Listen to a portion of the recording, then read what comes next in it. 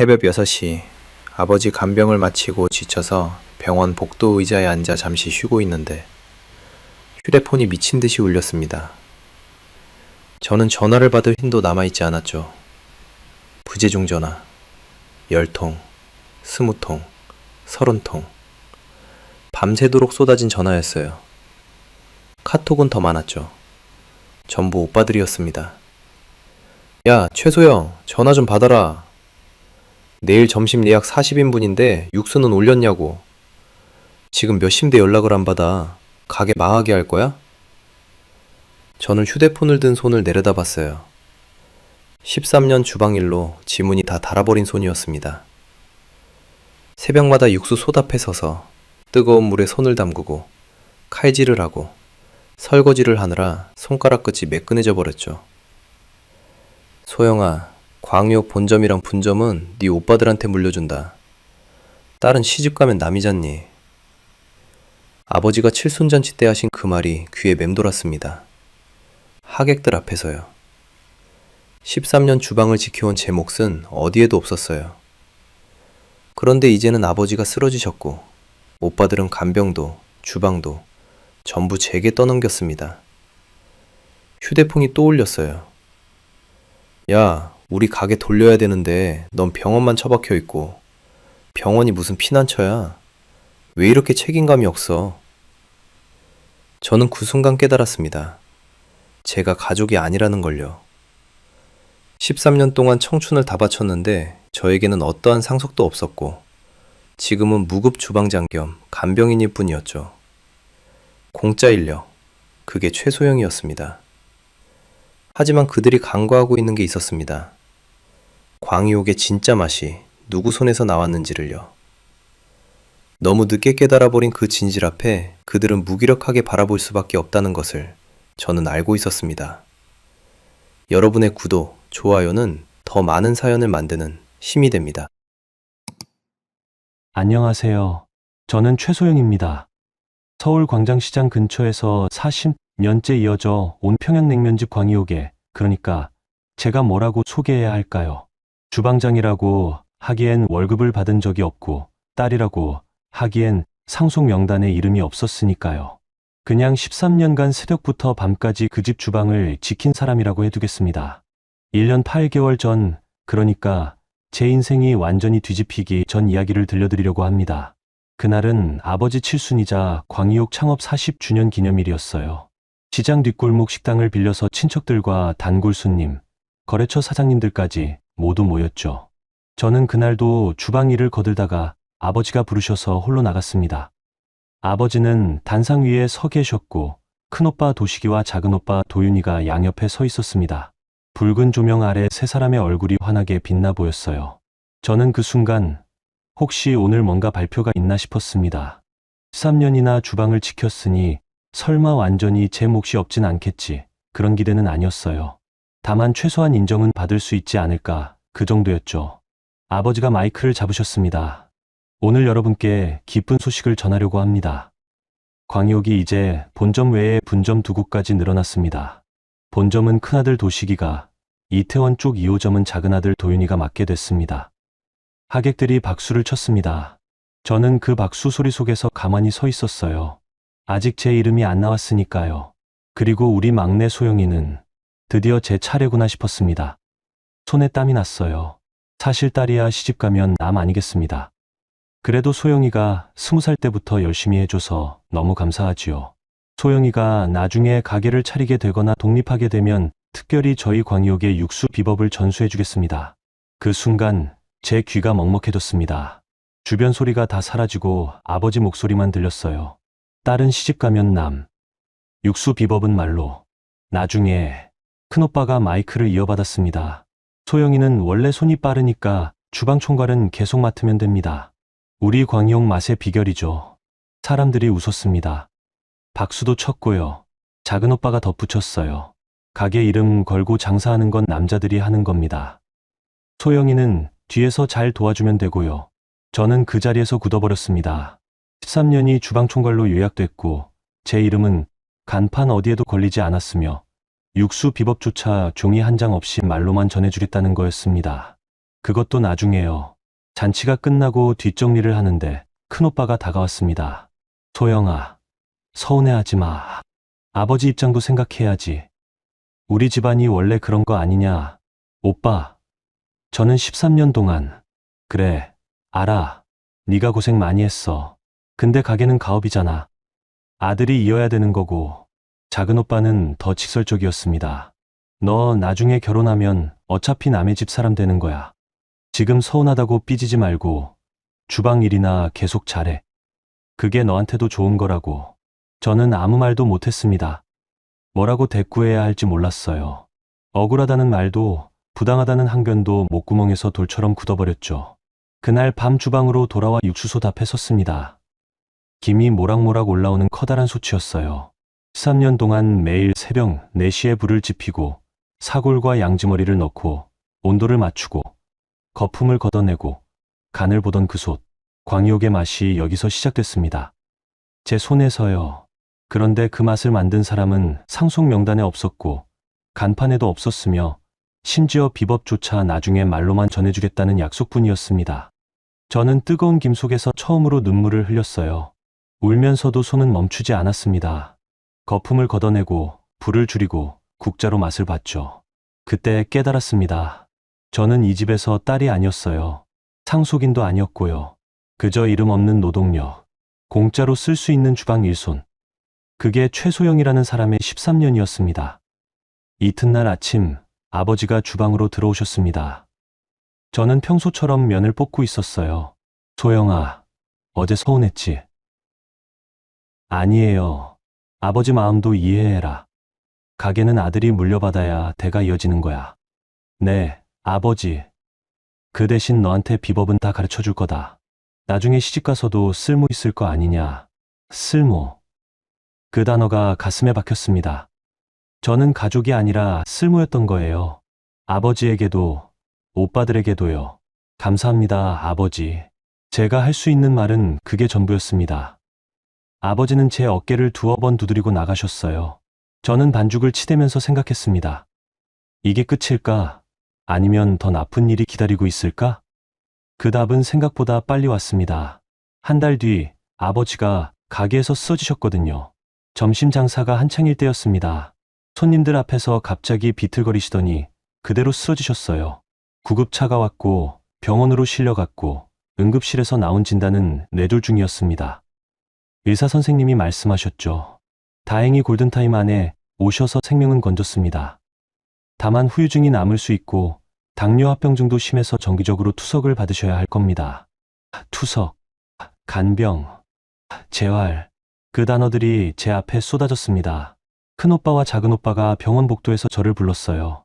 소영아, 아버지 간병은 네가 맡아야겠다. 오빠, 저도 가게 일이. 우리는 가게 굴려야 되잖아. 본점이랑 2호점 다 돌봐야 하는데 병원까지 어떻게 와? 너밖에 없어. 그럼 저는 주방은요? 주방도 네가 해야지. 아버지 없으면 육수 맛 아는 사람 너밖에 없잖아. 작은 오빠가 팔짱을 끼고 말했습니다. 소영아, 지금 가족 위기야. 가족끼리 계산하고 그러는 거 아니잖아. 가족. 상속 명단에는 없던 그 단어가 이럴 때만 나왔습니다. 저는 그날부터 새벽 4시에 일어나 육수를 올리고 점심 장사를 마치고 병원으로 달려가 아버지 투석 보호를 서고 저녁에 다시 가게로 돌아와 설거지를 했습니다. 밤 11시가 넘어서야 집에 들어갔고 다음 날 새벽 4시에 또 일어났죠. 그렇게 한 달이 지났습니다. 어느 날 병원 복도에서 오미선 어르신을 만났어요. 투석실에서 자주 뵙던 분이셨는데 제 얼굴을 보시더니 물으셨습니다. 딸이지? 네, 어르신. 혼자 다니네. 아들들은? 오빠들은 가게 일이 있어서요. 오미선 어르신이 쓴웃음을 지으셨습니다. 가게 물려받을 땐 형제끼리 나눠가지고 간병은 딸 혼자 하라는 거네. 참 편한 세상이다. 그 말이 가슴을 찔렀습니다. 저는 아무 대꾸도 못하고 고개만 숙였어요.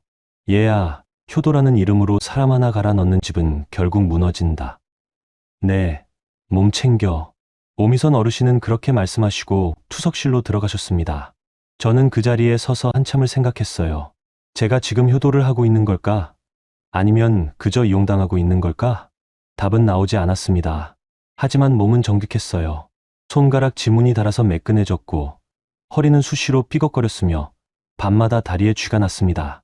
13년 주방 일에 1년 간병까지 더해지니 33 몸이 70 넘은 노인처럼 느껴졌죠. 그래도 저는 버텼습니다. 아직은 버틸 수 있다고 생각했으니까요. 하지만 세상은 제가 버티는 걸 기다려주지 않았습니다. 아버지가 쓰러진 지 2달째 되던 날, 큰오빠가 병원으로 찾아왔습니다. 그런데 병문안을 온 게 아니었어요. 손에 노트를 들고 있었거든요. 소영아, 잠깐 나와봐. 복도로 나가니 작은오빠도 와 있었습니다. 둘이 벽에 기대서서 저를 쳐다봤어요. 뭐예요, 오빠들? 큰오빠가 노트를 펼쳤습니다. 육수 배합 비율 좀 적어줘. 본점이랑 2호점 맛이 자꾸 달라진다고 손님들이 그래. 그건 제가 직접 가서 맞춰드릴게요. 아니, 그럴 시간 어디 있어. 넌 병원 있어야 되잖아. 그냥 종이에 적어주면 우리가 알아서 할게. 저는 머뭇거렸습니다. 육수 비율은 광희옥의 핵심이었어요. 아버지가 평생 지켜온 비법이고 저도 13년 동안 손으로 익힌 감각이었죠. 그걸 종이에 적어주면 더 이상 제 가치는 남지 않을 거였습니다. 오빠, 그건 좀... 작은 오빠가 끼어들었습니다. 야, 지금 뭐 하는 거야? 가게 망하게 할 거야? 그게 아니라 육수는 손맛이라서 비율만으로는 안 돼요. 불 조절이랑 시간이랑. 됐고, 그냥 적어. 우리가 바보야? 네가 하는 거 보면 배우지. 큰오빠가 좀 더 부드럽게 말했습니다. 소영아, 오빠 말 좀 들어. 지금 아버지 상태 봐. 언제 깨어나실지도 모르잖아. 가게라도 제대로 굴려야 병원비 나오지. 병원비. 그 말에 저는 할 말을 잃었습니다. 맞는 말이었으니까요. 아버지 투석 비용에 재활 치료비까지 만만치 않았어요. 알았어요. 나중에 정리해서 드릴게요. 나중에 말고 지금. 우리 바빠. 작은 오빠가 노트와 펜을 제 손에 쥐어줬습니다. 저는 복도 벤치에 앉아서 떨리는 손으로 숫자를 적었어요. 사골 몇 근, 양지 몇 근, 무 몇 개, 끓이는 시간, 불세기. 13년 경험이 숫자 몇 줄로 줄어들었습니다. 노트를 건네자 작은 오빠가 훑어보더니 고개를 끄덕였어요. 이게 맞아? 이대로만 하면 내 만나는 거지. 오빠가 직접 해봐야 알 거예요. 육수는 그날그날 기온이랑 습도에 따라. 됐어. 이 정도면 충분해. 나머지는 우리가 알아서 할게. 오빠들은 그렇게 노트를 들고 갔습니다. 저는 병실로 돌아와 아버지 침대 옆에 앉았어요. 아버지는 여전히 주무시고 계셨습니다. 침대 난간을 잡은 손이 떨렸죠. 제가 방금 뭘 한 걸까요? 광희옥의 비법을 그냥 넘겨준 건가요? 안면 가족을 위해 당연히 해야 할 일을 한 걸까요? 답은 일주일 뒤에 왔습니다. 가게 매출이 떨어졌다는 전화가 왔어요. 큰오빠였습니다. 야, 최소영. 네가 준 비율대로 했는데 손님들이 맛없다고 난리야. 제가 가서 한번. 시간 없어. 넌 거기 있어. 아버지 혼자 두고 어딜 가? 전화가 끊겼습니다. 그날 저녁엔 작은 오빠한테서 문자가 왔어요. 2호점도 컴플레인 들어옴. 네가 정신 팔려서 제대로 안 가르쳐 준 거 아니냐? 저는 그 문자를 보고 한참을 멍하니 앉아 있었습니다. 제가 뭘 잘못한 걸까요? 13년 동안 한 번도 맛이 흔들린 적 없었는데 비율을 적어줬다고 갑자기 제 탓이 된 건가요? 병원 보호자 대기실에서 잠이 들었다가 새벽에 깼습니다. 목이 뻐근하고 허리가 아팠어요. 휴대폰을 보니 부재중 전화가 10통 넘게 와 있었습니다. 전부 작은 오빠였죠. 전화를 걸었습니다. 왜 이렇게 전화를 많이? 야, 지금 몇 시인데 전화를 안 받아? 내일 점심 예약 40인분인데 육수 준비는 했어? 오빠, 제가 지금 병원에. 병원은 알아서 하고 가게 일 먼저 챙겨야지. 손님들한테 뭐라고 해? 우리 막내가 간병한다고 장사 못한다고? 오빠, 저도 사람이에요. 하루에 4시간밖에 못 자는데 누가 아프래? 우리도 힘들어. 근데 가게는 돌려야 되잖아. 전화가 또 끊겼습니다. 저는 휴대폰을 무릎에 내려놓고 고개를 떨궜어요. 새벽 5시 병원 복도는 고요했습니다. 간호사들 발소리만 가끔 들렸죠. 그때 깨달았습니다. 오빠들에게 저는 가족이 아니라 문제 해결사였어요. 가게 맛이 떨어지면 제 탓, 아버지 간병이 필요하면 제 목, 장사가 안 되면 제 책임. 13년 헌신의 대가가 이거였습니다. 한 달 뒤 아버지가 깨어나셨습니다. 의식이 돌아오신 건 다행이었지만 말씀이 어눌하셨고 오른쪽 몸을 잘 못 쓰셨어요. 투석도 계속 받아야 했고요. 아버지가 처음 하신 말씀은 이거였습니다. 가게는 잘 돌아가고 있어요, 아버지. 도식이랑 도윤이는 오빠들 열심히 하고 있어요. 그래, 다행이다. 저에 대한 질문은 없었습니다. 제가 얼마나 병원에 있었는지, 주방 일을 어떻게 감당했는지, 몸은 괜찮은지, 아무것도요.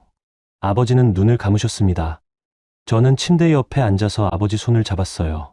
그 손이 예전보다 가늘고 차가웠습니다. 재활 치료가 시작됐습니다. 저는 매일 새벽 4시에 일어나 가게로 가서 육수를 올리고 아침 7시에 병원으로 와서 아버지 식사를 도왔고 오전엔 재활 치료를 보조했으며 점심엔 다시 가게로 가서 장사를 도왔고 오후엔 투석실에서 대기했고 저녁엔 설거지를 하고 밤엔 아버지 기저귀를 갈았습니다. 그 생활이 2달 계속됐습니다. 어느 날 큰오빠가 병실로 왔습니다. 그런데 얼굴이 안 좋았어요. 소영아, 너 가게 장부 좀 봐줘. 무슨 일인데요? 세무서에서 연락 왔어. 뭔가 안 맞는데 오빠가 관리하시잖아요. 나도 바빠서 제대로 못 봤어. 네가 숫자 밝잖아. 한번 정리해줘. 저는 장부를 받아봤습니다. 그런데 이상했어요. 본점 매출은 계속 떨어지는데 법인카드 사용 내역은 늘어나 있었거든요. 오빠, 이게 뭐예요? 이 금액들은요? 그건 운영비야, 운영비. 오빠, 이거 주식거래 내역 아니에요? 큰오빠 얼굴이 굳었습니다. 너 지금 뭐 하는 거야? 오빠 의심하는 거야? 아니, 그게 아니라 장부가 안 맞아서요. 됐어. 그냥 적당히 맞춰놔. 세무서 조사 나오기 전에. 오빠, 그건 탈세예요. 야, 지금 누가 누구한테 가르치려고 해? 내가 대기업 다닐 때 넌 뭐 했어? 큰오빠가 소리를 질렀습니다. 아버지가 놀라서 깨셨어요. 무슨 일이냐? 아무것도 아니에요, 아버지. 주무세요. 큰오빠는 장부를 챙겨서 나갔습니다. 저는 그 뒷모습을 보며 알았습니다. 오빠들이 가게를 물려받은 건 가업을 지키려는 게 아니라 자기들 주머니를 채우려는 거였다는 거요. 그날 밤 작은 오빠한테서 전화가 왔습니다. 야, 너 형한테 뭐라고 한 거야? 장부가 이상해서요. 닥쳐. 넌 그냥 주방이나 해. 경영은 우리 일이야. 오빠, 이러다 가게 망해요. 망하긴 뭘 망해. 너 없어도 우리 잘만 굴린다. 전화가 끊겼습니다. 저는 병실 창밖을 봤어요. 밤하늘에 별이 하나도 안 보였습니다. 제가 13년 동안 지켜온 광역이 무너지고 있었습니다. 그런데 그걸 지적하는 제가 나쁜 사람 취급을 받았어요. 다음 날 새벽 저는 평소처럼 가게로 갔습니다. 육수 솥에 불을 지피고 사고를 넣고 양지를 손질했죠. 그런데 손이 떨렸어요. 13년 만에 처음으로 칼질할 때 손이 떨렸습니다. 주방 보조로 일하던 남기태 씨가 다가왔습니다. 소영 씨, 괜찮아요? 네, 괜찮아요. 거짓말. 얼굴이 창백해요. 밥은 먹었어요? 저는 대답하지 못했습니다. 언제 밥을 먹었는지 기억이 안 났거든요. 소영 씨, 이러다 쓰러져요. 몸 좀 챙겨요. 기태 씨, 저는 괜찮아요. 버틸 수 있어요. 버티는 게 미덕이 아닐 때도 있어요. 기태 씨가 조용히 말했습니다. 그 말이 가슴에 박혔어요. 그날 점심 장사가 끝나고 병원으로 갔습니다. 아버지는 침대에 앉아 계셨고 큰오빠가 옆에 있었어요. 아버지, 점심 드셨어요? 먹었다. 투석은요? 오후에 한다고 했다. 큰오빠가 일어서며 말했습니다. 소영아, 아버지 좀 잘 챙겨. 기저귀 갈 시간 놓쳤다고 간호사가 뭐라고 했어. 제가 점심 장사하느라. 그래서 그게 변명이 돼? 아버지 수발이 우선이지. 오빠는요? 왜 오빠는 안 와요? 나는 가게 일 있잖아. 저도 가게 일 해요. 야, 목소리 낮춰. 여기 병원이야. 큰오빠가 나가버렸습니다. 저는 아버지 앞에 무릎을 꿇고 기저귀를 갈았어요. 아버지는 천장을 보고 계셨습니다. 소영아. 네, 아버지. 미안하다. 네, 네가 고생이 많구나. 저는 손을 멈췄습니다. 아버지가 처음으로 미안하다고 하셨어요. 괜찮아요, 아버지. 네, 오빠들도 사정이 있다. 이해해라. 결국 그 말이었습니다. 미안하다면서도 결국 못 받을 편이었어요. 저는 기저귀를 다 갈고 일어섰습니다. 허리가 끊어질 것 같았지만 표정은 지켰어요. 그날 밤 병원 의자에 앉아 잠이 들었다가 휴대폰 진동에 깼습니다. 부재중 전화가 30통 넘게 와 있었어요. 문자는 더 많았죠. 야, 내일 아침 육수 준비했어? 아버지 기저귀 갈 시간인데 너 어디야? 전화 좀 받아라. 네가 없으면 가게 어떻게 돌아가는데? 저는 그 문자들을 하나하나 읽었습니다. 그리고 휴대폰 화면을 껐어요. 어둠 속에서 생각했습니다. 저는 지금 뭘 하고 있는 걸까? 가족을 위해 희생하는 걸까? 아니면 그냥 이용당하고 있는 걸까? 답은 이미 나와 있었습니다. 저는 공짜 인력이었어요. 여름 장마가 시작됐습니다. 비가 오는 날이면 시장 골목이 질척거렸고 주방 바닥도 축축했어요. 습기 때문에 육수간이 평소보다 짜지기 쉬워서 더 신경 써야 했죠. 저는 그날도 새벽 4시에 일어났습니다. 잠은 3시간 정도 잤어요. 병원 의자에서 2시간, 집에 와서 1시간. 몸을 일으키는데 관절마다 소리가 났습니다. 가게로 가서 육수솥에 불을 붙였습니다. 사고를 손질하고 양지를 넣고 물을 썰었어요. 칼을 쥔 손가락 지문이 거의 다 닳아서 매끈했습니다. 13년 주방 일의 흔적이었죠. 기태 씨가 새벽 5시쯤 출근했습니다. 소영 씨, 또 밤샘했어요? 아니에요. 조금 잤어요. 거짓말. 눈 밑이 시커매요. 기태 씨가 제 얼굴을 들여다봤습니다. 저는 고개를 돌렸어요. 괜찮아요. 익숙해요. 익숙한 게 문제예요. 사람이 이렇게 살면 안 돼요. 기태 씨는 걱정 마세요. 저 혼자 문제예요. 소영 씨 문제가 아니에요. 이 집 문제예요. 기태 씨는 더 이상 말하지 않았습니다. 대신 묵묵히 제 옆에서 재료를 손질했어요. 점심 장사가 끝나고 병원으로 갔습니다. 복도를 걷는데 다리가 후들거렸어요. 벽을 짚고 걸어서 겨우 투석실까지 갔습니다. 아버지는 투석 기계에 연결된 채 누워 계셨어요. 저는 옆 의자에 앉았습니다. 소영아, 왔니? 네, 아버지. 식사는 하셨어요?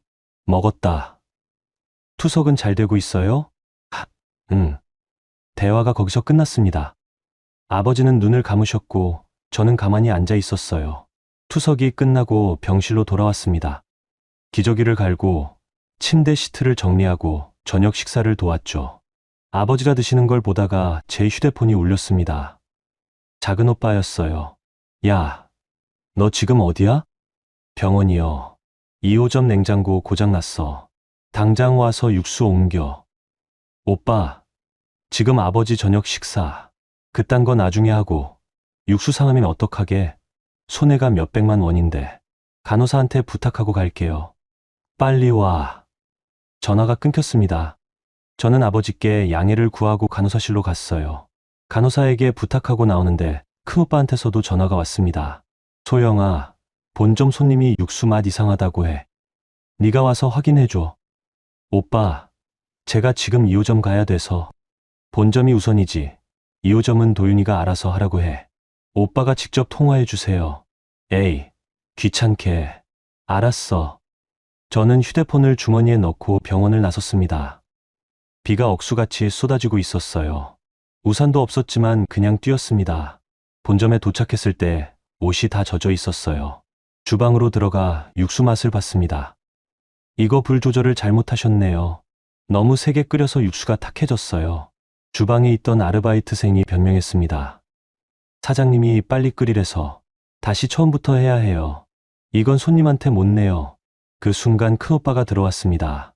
뭐? 다시 해. 지금 몇 시인데. 저녁 장사 시작해야 되는데. 오빠, 이 육수는 못 써요. 야, 그냥 물 좀 타서 써. 손님들이 뭘 알아? 안 돼요. 광희용 명성이. 명성은 개뿔. 지금 당장 장사해야 돼. 네가 없으면 우리가 어떻게 굴려? 책임져. 큰오빠가 소리를 질렀습니다. 저는 아무 말도 못했어요. 결국 저는 새벽까지 육수를 다시 끓였습니다. 그리고 2호점으로 가서 냉장고, 고장난 육수도 옮겼죠. 집에 도착했을 땐 새벽 3시였습니다. 샤워를 하려다가 거울을 봤어요. 거기 비친 제 얼굴은 낯설었습니다. 33인데 40처럼 보였어요. 눈 밑은 시커멓고 볼은 푹 꺼졌고 입술은 갈라져 있었죠. 침대에 누웠습니다. 1시간 뒤면 다시 일어나야 했어요. 눈을 감았는데 잠이 안 왔습니다. 머릿속으로 계속 계산이 돌아갔어요. 내일 육수 재료, 투석 시간, 저녁 예약 기저귀 개수. 휴대폰 알람이 울렸습니다. 새벽 4시. 몸을 일으켰는데 현기증이 났어요. 벽을 짚고 일어서서 옷을 갈아입었습니다. 가게로 가는 길, 택시 안에서 잠이 들었습니다. 기사님이 깨워주셨어요. 손님, 도착했어요. 괜찮으세요? 얼굴이 안 좋아 보이는데. 괜찮아요. 감사합니다. 주방에 들어가 불을 켰습니다. 육수 솥이 눈앞에서 흔들렸어요. 아니, 제가 흔들리는 거였습니다. 손을 뻗어 솥을 잡으려 했는데 힘이 안 들어갔어요. 그때였습니다. 눈앞이 깜깜해지면서 바닥이 올라왔습니다. 아, 쓰러지는구나. 그 생각이 마지막이었어요. 정신을 차렸을 땐 병원 응급실이었습니다. 천장에 하얀 조명이 눈부셨어요. 정신 드세요. 최소영 씨. 의사 선생님이 제 눈을 들여다봤습니다. 여기가 응급실이에요. 탈수랑 급성 위염으로 실려오셨어요. 언제 마지막으로 제대로 된 식사하셨어요? 저는 대답하지 못했습니다. 기억이 안 났거든요. 과로가 심각해요. 이러다 큰일 나요. 입원 치료 권합니다. 아니에요. 괜찮아요. 저 가야 돼요. 일어나려고 했는데 간호사가 제 어깨를 눌렀습니다. 환자분, 아직 링거 다 안 들어갔어요. 그때 휴대폰이 울렸습니다. 큰오빠였어요. 야, 너 지금 어디야? 점심 예약 40그릇인데. 오빠, 저 쓰러져서 응급실에. 뭐, 응급실. 그런 가게는 어떡하고? 죄송해요. 죄송하긴. 아버지 저녁 투석은 누가 모셔? 전화가 끊겼습니다. 이어서 작은 오빠한테서 문자가 왔어요. 네가 쓰러지는 건 알겠는데 일은 누가 해? 무책임하게. 저는 휴대폰을 내려놓았습니다. 천장을 봤어요. 눈물이 흘러내렸습니다. 간호사가 티슈를 건넸습니다. 많이 힘드시죠? 저는 대신 고개를 끄덕였어요. 그날 저녁 링거를 맞고 퇴원했습니다. 의사는 일주일 입원을 권했지만 저는 나왔어요. 아버지 투석 시간이 다가오고 있었거든요. 병원으로 가려는데 기태 씨한테서 전화가 왔습니다. 소영 씨, 괜찮아요? 제가 오늘 육수는 올려놨어요. 기태 씨, 감사해요. 천만에요. 소영 씨, 제 말 좀 들어요. 이러다 정말 죽어요. 괜찮아요. 제가 버티면 돼요. 버티는 게 미덕이 아니라고 했잖아요. 기태 씨 목소리가 떨렸습니다. 소영 씨는 가족한테 이용당하고 있어요. 그걸 왜 모르세요? 알아요. 알면서 왜 안 빠져나와요? 빠져나갈 곳이 없어요. 기태 씨, 여기가 제 전부예요. 전화를 끊고 아버지 병실로 갔습니다. 투석을 마친 아버지는 침대에 누워 계셨어요. 소영아, 왔니? 네, 아버지. 쓰러졌다며? 괜찮으냐? 네, 괜찮아요. 아버지가 한참 저를 보시더니 말씀하셨습니다. 소영아, 내 오빠들 체면도 생각해야지. 이렇게 집안 망신시키지 마라. 그 말에 저는 얼어붙었습니다. 제가 쓰러진 게 집안 망신이라고요? 네, 아버지. 그날 밤 집에 돌아왔을 때 이상한 점을 발견했습니다. 제 방 서랍이 열려 있었어요. 평소에 닫아두는 서랍이었는데요. 서랍을 열어봤습니다. 그 안에 있던 레시피 노트가 없었어요. 13년 동안 제가 정리해온 육수 비율, 고명 레시피, 면 반죽 노하우가 담긴 노트. 아버지도 모르는 제 자체 계량 기록까지 전부 적혀 있던 그 노트가 사라졌습니다. 휴대폰을 들어 작은 오빠에게 전화했습니다. 오빠, 우리 집 왔다 갔어요? 아버지 옷 좀 챙기러 갔었는데. 제 방 들어갔어요? 너 서랍 좀 봤지? 왜? 제 노트 어디 있어요?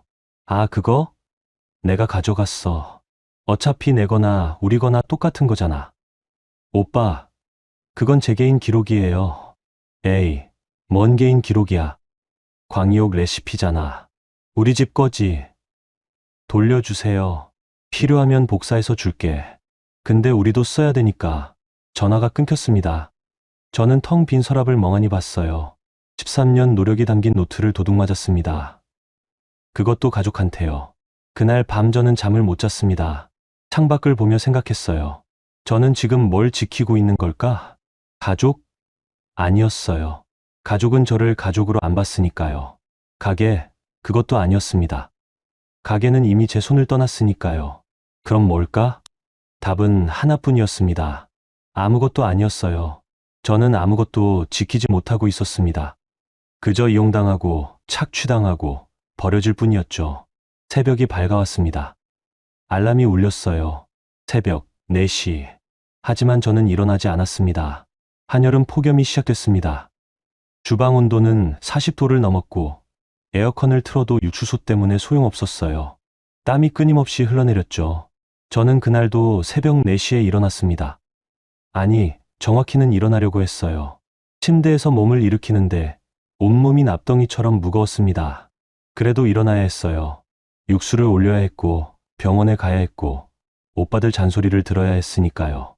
가게에 도착해서 주방 문을 열었습니다. 열기가 확 밀려왔어요. 앞치마를 두르고 육수소 앞에 섰습니다. 사고를 손질하는데 손이 떨렸어요. 칼을 쥔 손가락에 힘이 안 들어갔습니다. 괜찮아. 조금만 더 버티면 돼. 스스로에게 말했습니다. 하지만 몸은 거짓말을 하지 않았어요. 양지를 썰다가 그만 칼을 놓쳤습니다. 도마 위로 떨어진 칼이 둥그랑 소리를 냈죠. 기태 씨가 달려왔습니다. 소영 씨, 괜찮아요? 네, 괜찮아요. 거짓말. 얼굴이 새하얘요. 기태 씨가 제 이마에 손을 대봤어요. 열도 있어요. 병원 가야 돼요. 아니에요. 조금만 쉬면. 그때 눈앞이 빙글빙글 돌았습니다. 바닥이 기울어지는 것 같았어요. 소영 씨, 기태 씨가 저를 잡아줬지만 이미 늦었습니다. 제 다리가 꺾이면서 그대로 주방 바닥에 쓰러졌어요. 소영 씨, 정신 차려요. 기태 씨 목소리가 멀어졌습니다. 의식이 흐려지면서 마지막으로 생각한 건 이거였어요.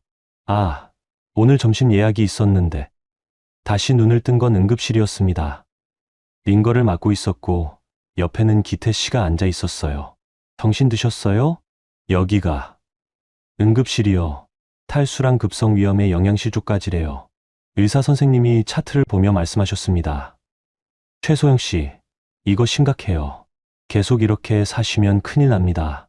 최소 일주일은 입원 치료 받으셔야 해요. 아니에요. 괜찮아요. 제가 괜찮지 않아요. 의사 선생님이 처음으로 목소리를 높이셨습니다. 환자분 혈압이 20대 여성 기준으로 위험 수준이에요. 간 수치도 나쁘고요. 이러다 정말 쓰러지면 그땐 응급실이 아니라 중환자실 갈 수도 있어요. 저는 아무 말도 못했습니다. 그때 휴대폰이 울렸어요. 큰오빠였습니다. 야, 최소영, 점심 예약 40그릇인데 너 어디야? 오빠, 저 응급실에. 또, 너 요즘 왜 이래? 꾀병 부리는 거 아니야? 꾀병이 아니에요. 됐고, 가게는 어떡하고, 손님들한테 뭐라고 해? 기태 씨가 있어요. 기태가 뭘 알아? 육수만 너만 아는 거잖아. 오빠, 제가 지금 정말. 아, 진짜. 이가 없으면 우리가 어떻게 굴려? 무책임하게. 전화가 끊겼습니다. 기태 씨가 제 휴대폰을 빼앗아 갔어요. 소영 씨, 이제 그만해요. 전화 받지 마세요. 하지만 가게는 제가 어떻게든 할게요. 소영 씨는 쉬어요. 그날 저녁 작은 오빠한테서 전화가 왔습니다. 기태 씨가 대신 받았어요. 네, 저 주방보조 남기태입니다. 소영 씨는 지금 링거 맡고 있어요. 통화 힘들어요. 작은 오빠 목소리가 휴대폰 너머로 들렸습니다. 뭐? 그럼 아버지 저녁 투석은? 기저귀는 누가 갈아? 그건 가족분들이 하셔야죠. 야, 우린 바빠. 소영이한테 전화 바꿔. 기태 씨가 전화를 끊어버렸습니다. 소영 씨, 이 사람들 진짜 가족 맞아요? 사람이 쓰러졌는데 걱정은 안 하고 일 타령만 하네요. 저는 대답하지 못했어요. 맞는 말이었으니까요. 다음 날 의사 선생님의 강력한 권유로 입원했습니다. 일주일 예정이었죠. 입원 첫날 큰오빠가 병문안을 왔습니다. 그런데 과일 바구니나 꽃다발 대신 서류를 들고 왔어요. 소영아, 이거 좀 봐봐. 뭔데요? 가게 장부. 세무서 조사 나온대. 네가 정리 좀 해줘. 오빠, 저 지금 입원 중이에요. 알아. 근데 급한 거잖아.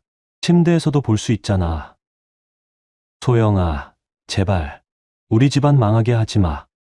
저는 서류를 받았습니다. 펼쳐보니 엉망이었어요. 매출은 줄었는데 지출은 늘었고 법인카드 사용 내역은 정리가 안 돼 있었죠. 오빠, 이거 정리가 안 돼요. 영수증 다 어디 있어요? 그게 좀 없어졌어. 없어졌다고요? 뭐. 중요한 것만 있으면 되잖아. 나머지는 적당히 맞춰서 써줘.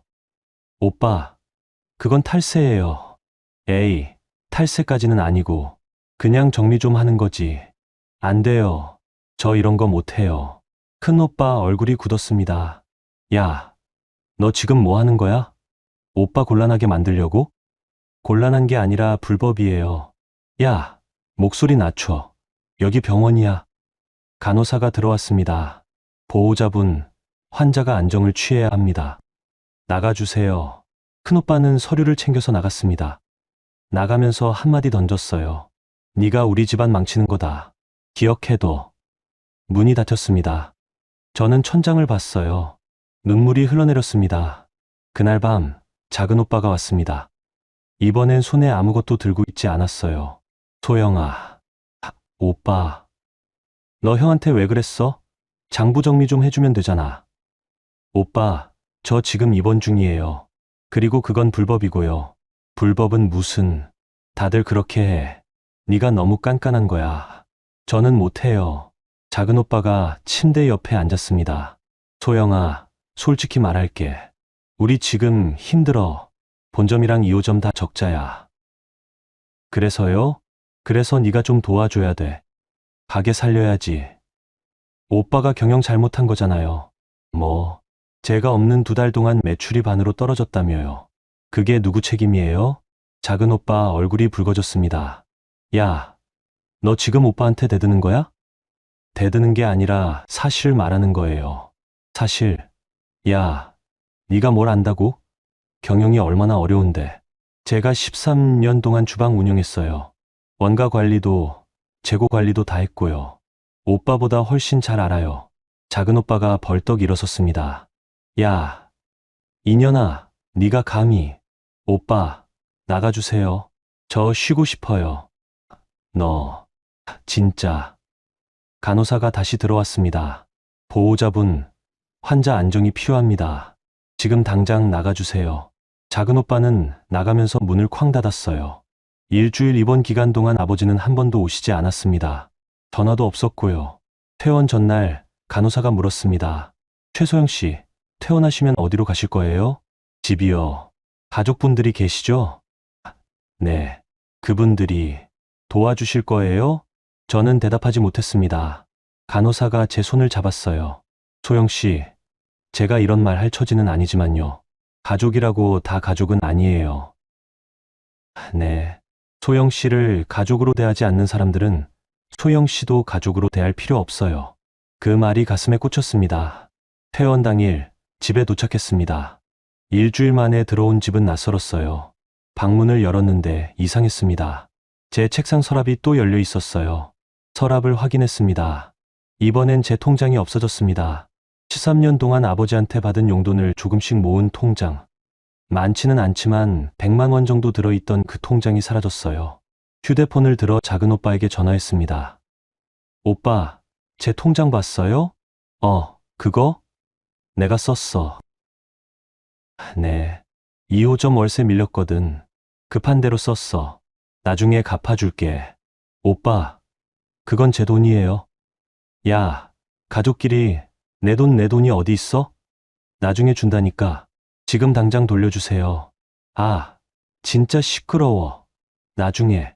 전화가 끊겼습니다. 저는 텅 빈 서랍을 보며 깨달았습니다.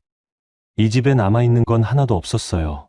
제 레시피 노트도, 통장도, 존엄도, 심지어 건강도 모두 빼앗겼습니다. 그날 밤, 저는 짐을 쌌습니다.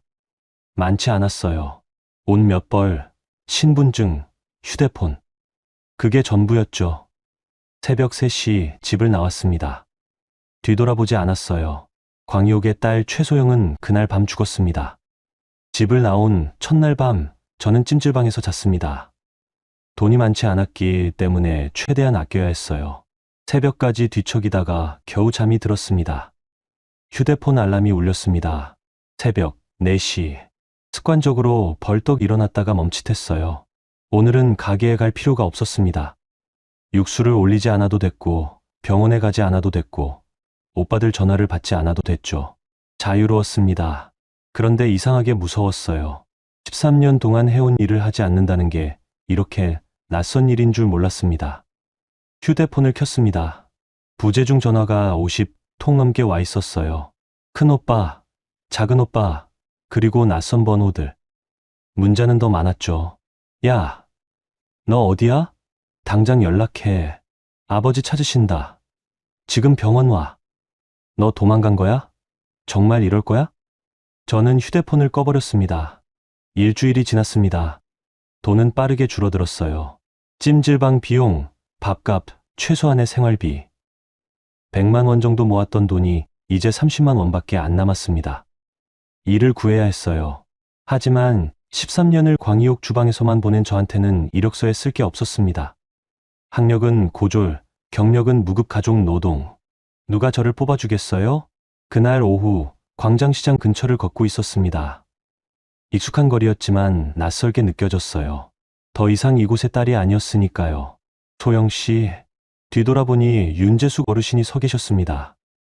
광희옥의 오래된 단골이자 성북동에서 식자재 유통업을 하시는 분이었죠.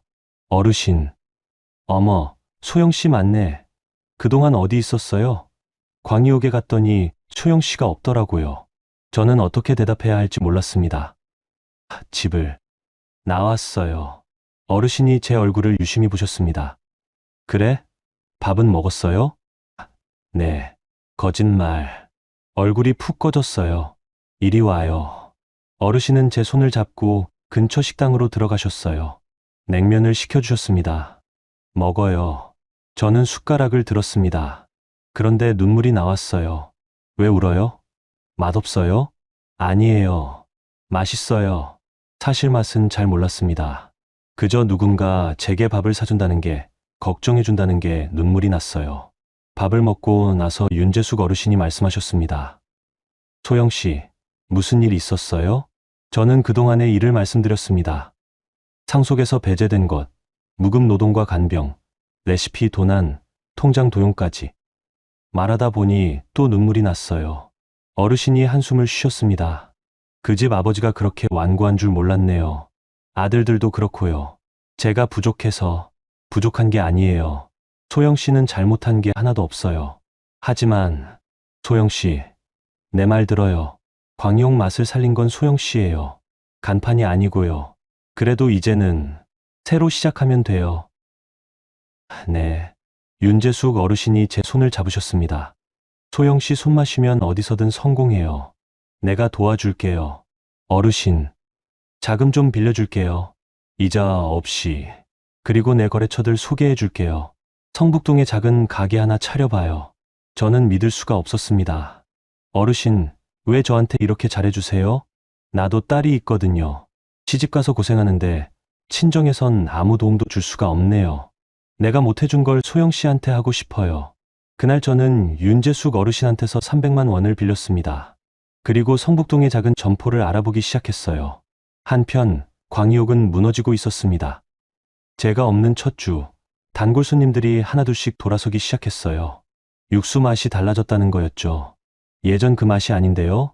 소영 씨 어디 갔어요? 이거 물 탄 거 아니에요? 큰오빠와 작은오빠는 필사적으로 레시피 노트를 보며 육수를 끓였지만 소용없었습니다. 종이에 적힌 숫자만으로는 13년 손맛을 재현할 수 없었거든요. 두 번째 주, 매출이 반으로 떨어졌습니다. 세 번째 주, 예약 취소가 이어졌어요. 네 번째 주, 본점과 2호점 모두 적자로 돌아섰습니다. 오빠들은 서로를 비난했어요. 형이 경영 잘못한 거야. 야, 네가 2호점 육수 못 만든 게 문제지. 레시피대로 했는데 안 되는 걸 어떡해. 소영이 찾아, 당장. 하지만 저는 휴대폰을 꺼놓았기 때문에 연락이 닿지 않았습니다. 병원에서도 문제가 생겼어요. 아버지 투석 일정을 누가 관리할지 오빠들이 싸웠습니다. 형이 가. 나는 가게 봐야 돼. 너가 가. 나도 바빠. 결국 아버지는 투석 한 번을 놓치셨습니다. 간호사한테서 전화가 왔지만 오빠들은 서로 책임을 밀었죠. 병원 투석실에서 저랑 가까웠던 오미선 어르신이 오빠들에게 말씀하셨답니다. 소용이 없으니까 이제야 그 애가 얼마나 고생했는지 알겠지. 부끄러운 줄 알아야지. 하지만 오빠들은 부끄러워하지 않았어요. 화만 냈습니다. 소영이가 도망간 게 문제예요. 그 애가 우리 집안 망치는 거라고요. 오미선 어르신이 고개를 저으셨답니다. 집안을 망친 건 너희들이야. 그 무렵 저는 성북동의 작은 점포를 계약했습니다. 10평 남짓한 공간이었어요. 허름했지만 깨끗했고 주방시설도 괜찮았죠. 간판을 달았습니다. 소수면옥. 적은 수의 손님에게 정성을 다하겠다는 뜻이었어요. 개업 준비를 하는데 기태 씨한테서 연락이 왔습니다. 소영 씨, 괜찮으세요? 연락이 안 돼서 걱정했어요. 기태 씨, 걱정 끼쳐드려서 죄송해요. 아니에요. 소영 씨 잘 나오신 거예요. 근데 지금 어디 계세요? 성북동에 작은 가게 차렸어요. 정말요? 축하드려요. 기태 씨, 혹시 저랑 같이 일하실 생각 없으세요? 잠시 침묵이 흘렀습니다. 정말요?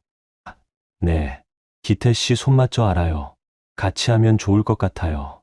소영 씨, 저야 좋죠. 근데 광희옥은 어떡하고요? 거긴 신경 안 써도 돼요. 오빠들이 알아서 하겠죠. 알겠습니다. 제가 갈게요. 다음 날 기태 씨가 소수면옥으로 왔습니다. 그리고 예상치 못한 걸 가져왔어요. 이거 광희옥 CCTV 백업본이에요. 이게 왜? 소영 씨가 육수 끓이고 레시피 개발하는 거 다 찍혀 있어요. 나중에 필요할 것 같아서요. 기태 씨. 그리고 이건 거래명세서 사본이고요. 소영 씨가 재료 발주하고 관리한 기록이요. 고마워요.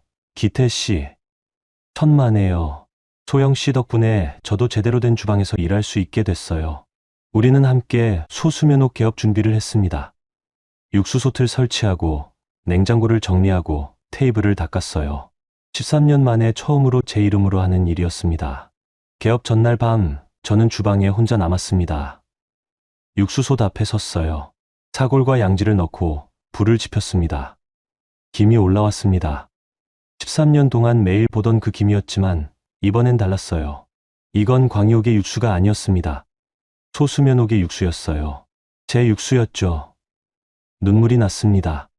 하지만 슬픔의 눈물이 아니었어요. 시작의 눈물이었습니다.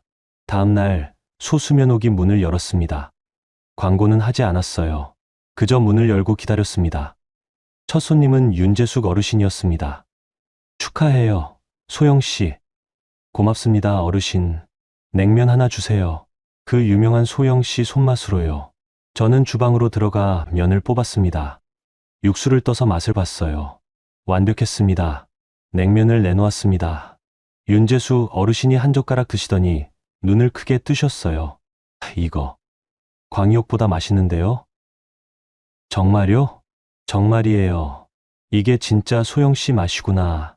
그날 저녁 소문이 퍼지기 시작했습니다. 광희옥 그 맛이 성북동에 있대요. 소수면옥 가봤어요? 진짜 맛있더라. 일주일 만에 소수면옥은 예약 없이는 먹기 힘든 가게가 됐습니다. 한 달 뒤 저는 처음으로 통장에 흑자를 기록했어요. 제 이름으로 번 첫 돈이었습니다. 그날 밤 휴대폰을 켰습니다. 부재중 전화가 200통 넘게 와 있었어요. 하지만 저는 더 이상 그 전화들이 무섭지 않았습니다. 광희옥의 딸 최소영은 죽었지만 소수면옥 사장 최소영이 태어났으니까요. 소수면옥이 문을 연 지 석 달이 지났습니다. 매일 아침 6시부터 줄이 섰어요.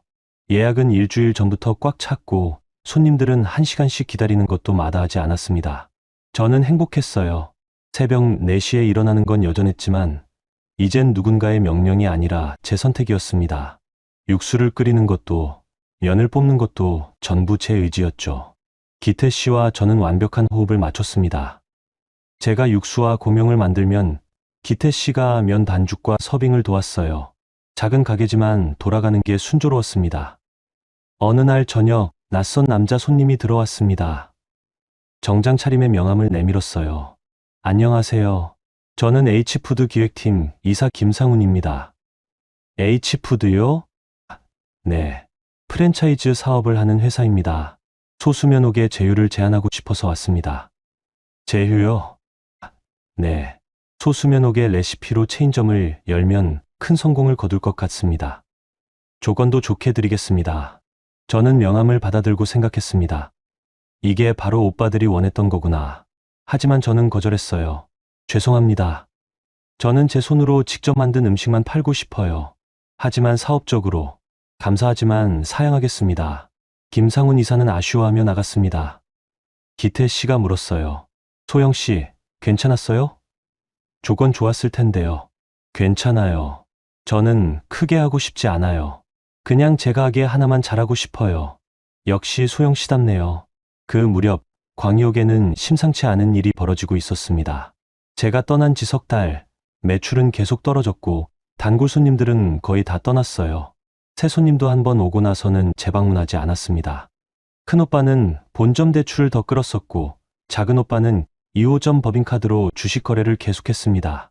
둘 다 손실이 눈덩이처럼 불어났죠. 거래처들도 하나씩 떠나기 시작했어요. 윤재수 어르신도 광희옥 거래를 끊으셨다고 합니다. 맛이 예전 같지 않아서요. 미안하지만 거래 중단하겠습니다. 오빠들은 서로를 비난했습니다. 형, 이게 다 형 책임이야. 경영을 제대로 해야지. 야, 네가 육수를 제대로 못 만드는 게 문제야. 소영이 레시피대로 했는데 왜 안 돼? 근현이 일부러 잘못 적어준 거 아니야? 싸움은 날이 갈수록 심해졌습니다. 그러던 어느 날 작은 오빠가 사람을 보냈습니다. 소수면옥으로요. 젊은 남자 둘이 들어와서 냉면을 주문했어요. 그런데 이상했습니다. 먹는 내내 사진을 찍고 메모를 했거든요. 기태 씨가 제게 귀띔했습니다. 소영 씨, 저 사람들 이상해요. 육수 맛에 끼려는 것 같은데요. 그냥 내버려 둬요. 맛보는 건 맛볼 수 있어도 만드는 건 못 만들 거예요. 다음 날 작은 오빠한테서 전화가 왔습니다.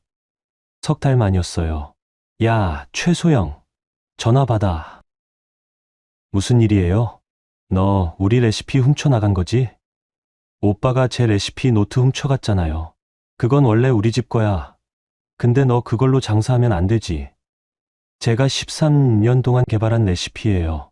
제 거예요. 개소리. 당장 가게 문 닫아. 안 그러면 고소할 거야. 무슨 명목으로요? 증거 있어요? 뭐, 제가 광희옥 레시피 훔쳐갔다는 증거 있냐고요. 오히려 저한테는 증거가 있어요. 무슨 증거? CCTV 백업본, 거래 명세서, 레시피 개발 기록. 제가 13년 동안 뭘 했는지 전부 증거로 남아 있어요. 작은 오빠가 말문이 막혔습니다. 너, 진짜. 더 연락하지 마세요. 통화 녹음하고 있어요. 전화를 끊었습니다. 기태 씨가 엄지를 치켜 세웠어요. 멋있어요, 소영 씨. 고마워요, 기태 씨. 이 증거들 모아준 거요. 제가 한 게 아니에요. 소영 씨가 13년 동안 쌓아온 거예요. 며칠 뒤, 이번엔 큰오빠가 왔습니다. 직접 소수면옥으로요.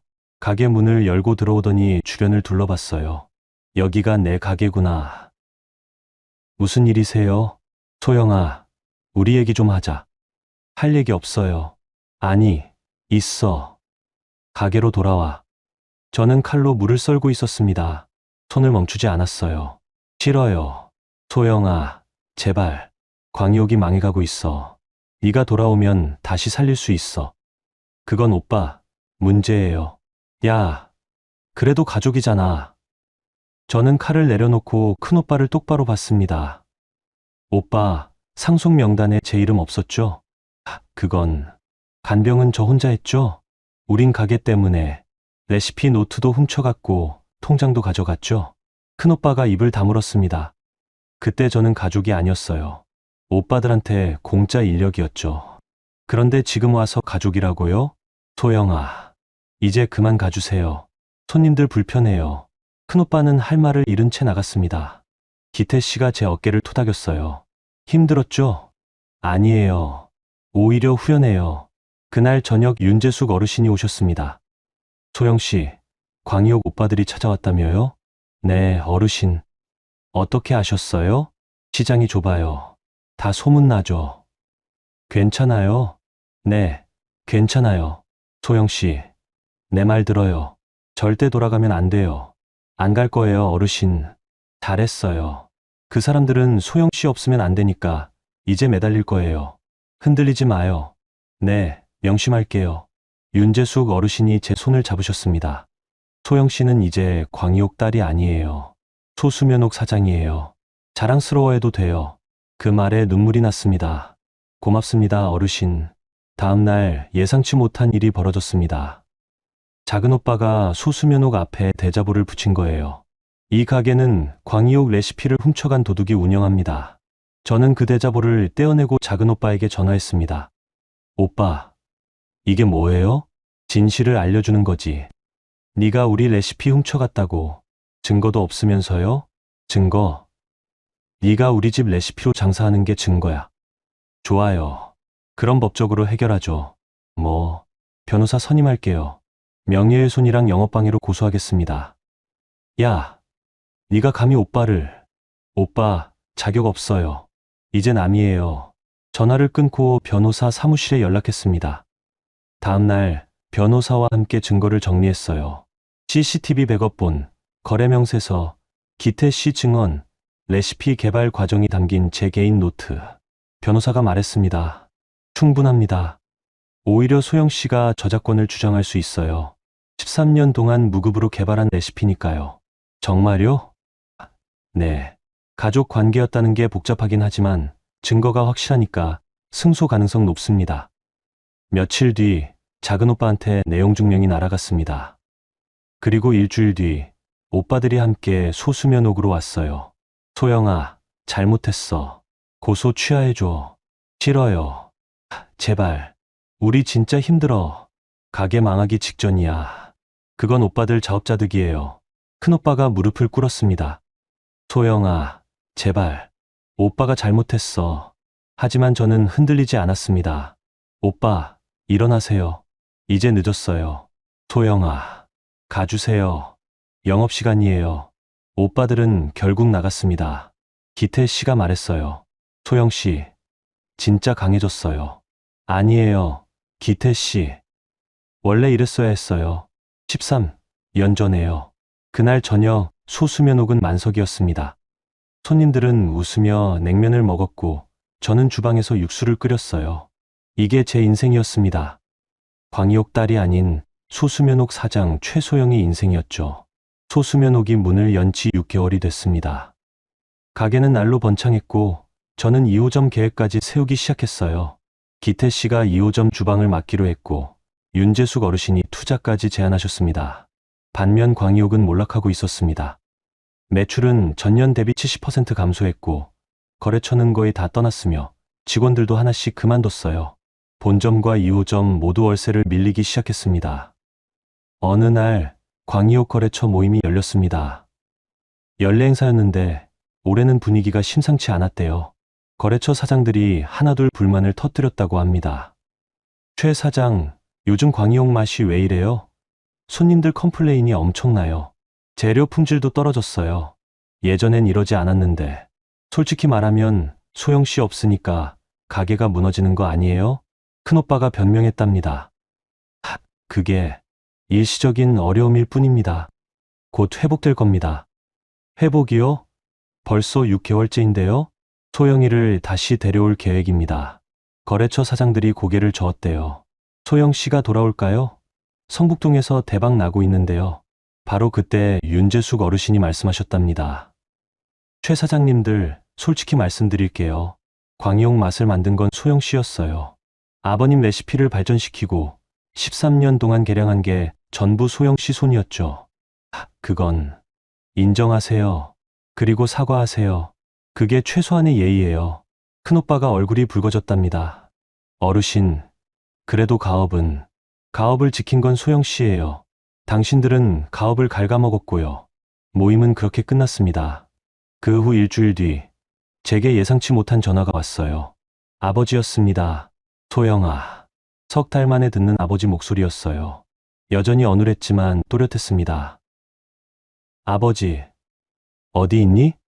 성북동에 제 가게 차렸어요. 그래. 잘 되니?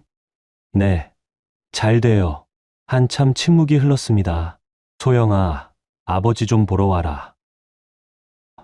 왜요? 할 말이 있다. 저는 망설였어요.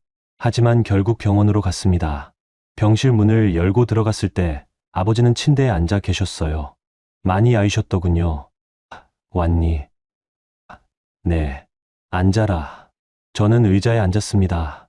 아버지는 한참을 창밖을 보시다가 입을 여셨어요. 미안하다. 네.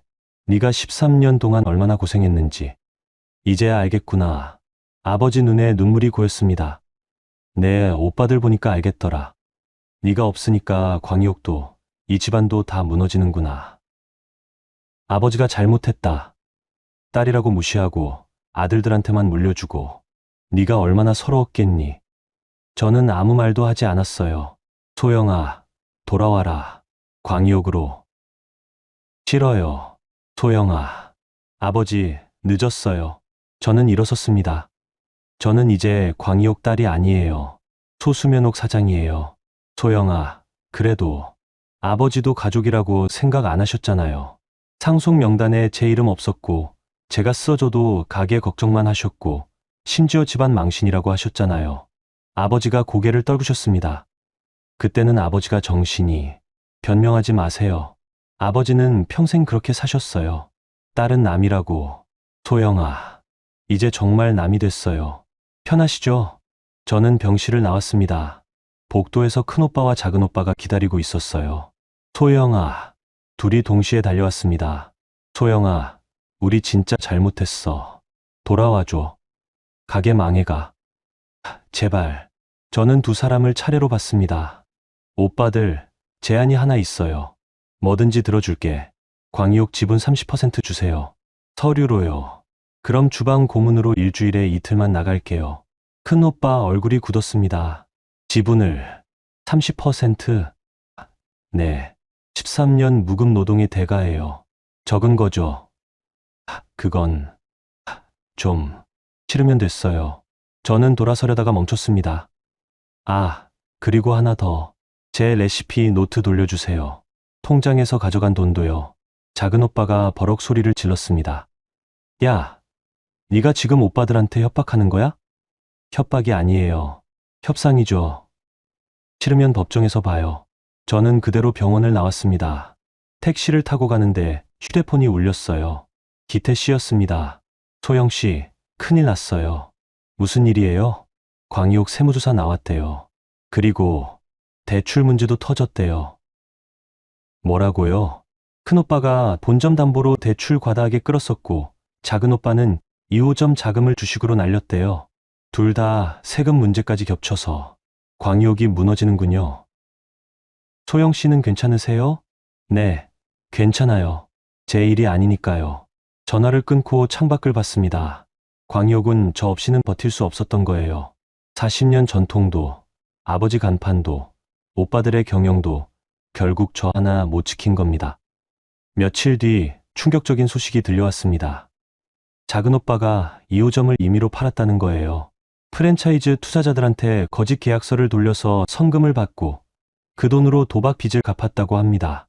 그 사실이 투자자들한테 들통나면서 작은 오빠는 사기 혐의로 고소당했어요. 큰 오빠는 본점 대출 때문에 가게를 은행에 넘겨야 하는 상황이 됐고요.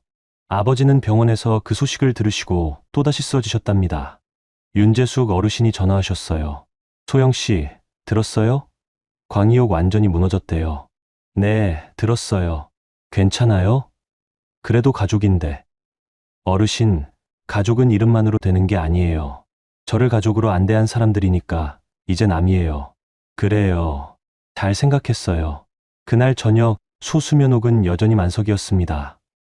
손님들은 웃으며 냉면을 먹었고 저는 주방에서 육수를 끓였어요.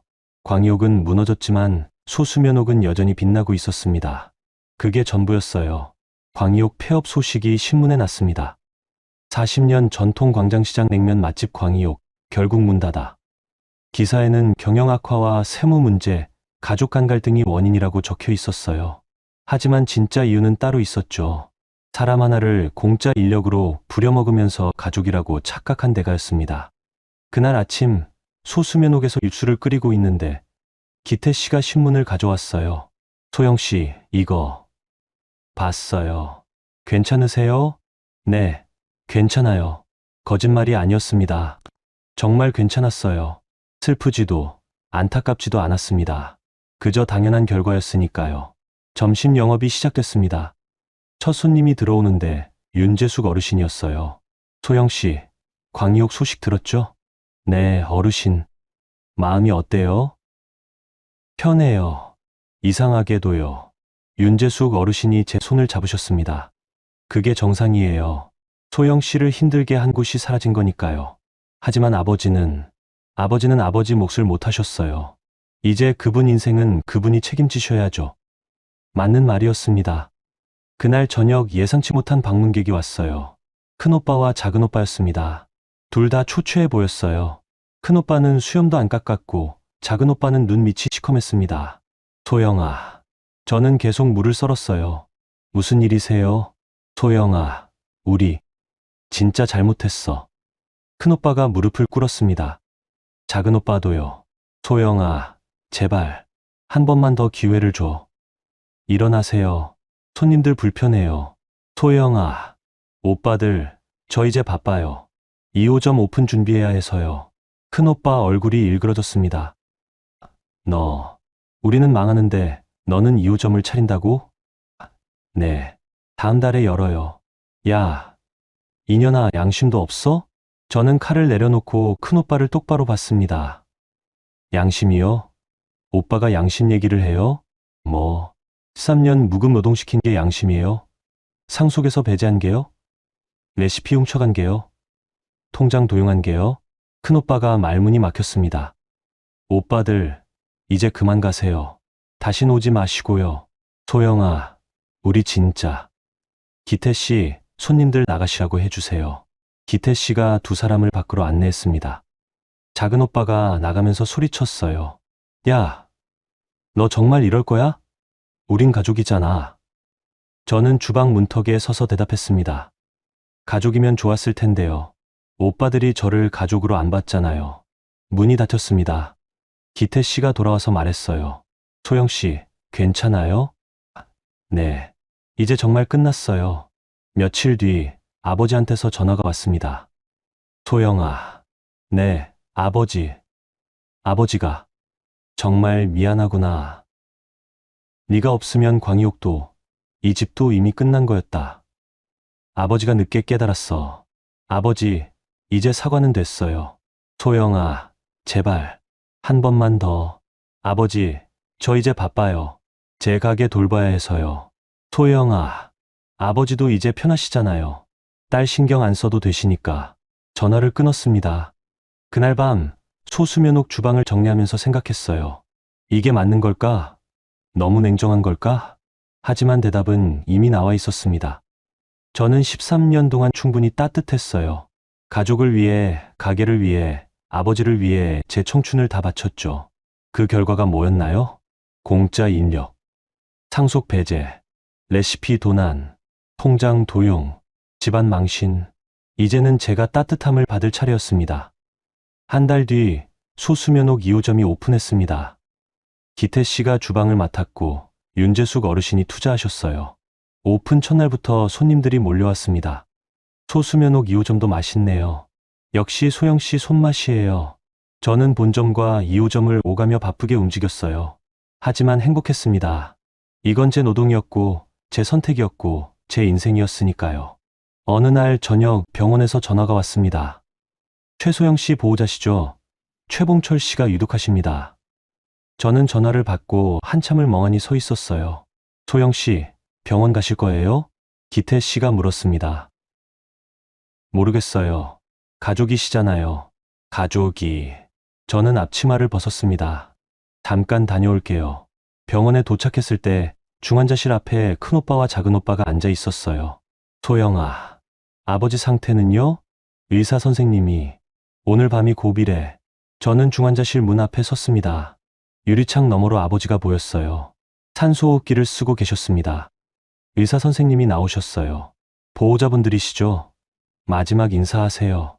중환자실로 들어갔습니다. 아버지는 눈을 뜨고 계셨어요. 저를 보시더니 손을 뻗으셨습니다. 소영아. 저는 아버지 손을 잡았습니다. 차갑고 가늘었어요. 왔어요. 아버지. 미안하다. 정말 미안하구나. 이제 됐어요. 소영아. 네가 없으면 광희옥도 끝이었다. 알아요, 아버지. 용서해다오. 저는 아버지 손을 꼭 잡았습니다. 아버지, 편히 쉬세요. 용서는 하지 않았어요. 할 수 없었습니다.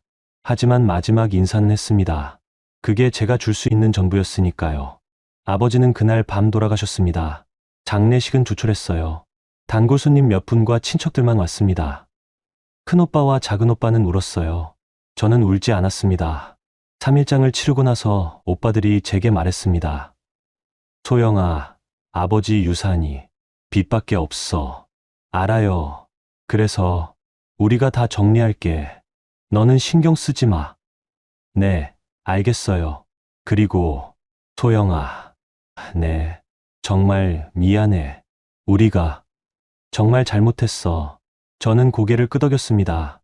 이제 각자 인생 사세요. 저도 그럴 거예요. 그게 마지막 대화였습니다. 장례식장을 나와 택시를 탔어요. 소수면옥으로 향했습니다. 가게에 도착하니 손님들이 줄 서서 기다리고 있었어요. 사장님, 오셨어요? 네, 죄송해요. 기다리셨죠? 저는 앞치마를 두르고 주방으로 들어갔습니다. 육수솥에 불을 지폈어요. 김이 모락모락 올라왔습니다. 이게 제 인생이었습니다. 광희옥 딸 최소영은 죽었지만 소수면옥 사장 최소영은 살아 있었어요. 그리고 이제 저는 제 이름으로 살았습니다. 성북동 골목 끝 작은 가게 앞에 손님들이 길게 줄 서 있었습니다. 소수면옥